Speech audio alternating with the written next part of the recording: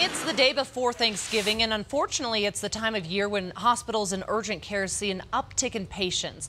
Nicole spoke to Bridget McIntyre with Rocky Mountain Urgent Care about the best way to get treatment during the holidays and, more importantly, how to avoid an emergency. Hopefully we can avoid and help people avoid having to go to a doctor this holiday season if possible. What are some of your tips? Well, around Thanksgiving in particular, one of the big problems that we see is food poisoning, with food that's not properly prepared.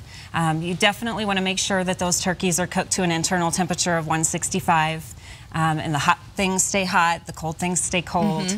But the other big one is this kids. A lot of times you'll have your kids over at someone else's house and they may not have the house baby-proofed the way that you would, and you're busy and you're distracted, and you're not really keeping a close eye on them. So they could get into, they could be eating batteries or playing with lit candles. They could be pulling hot things off the stove. Burns are really common.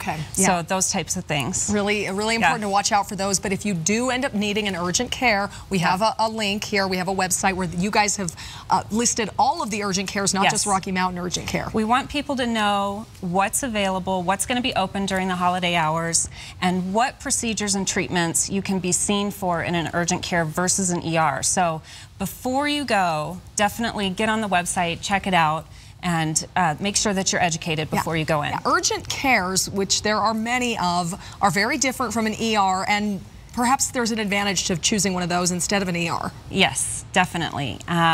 The downside, absolutely, to being seen in an emergency room is, number one, it's the wait time, and number two, it's the cost, expense.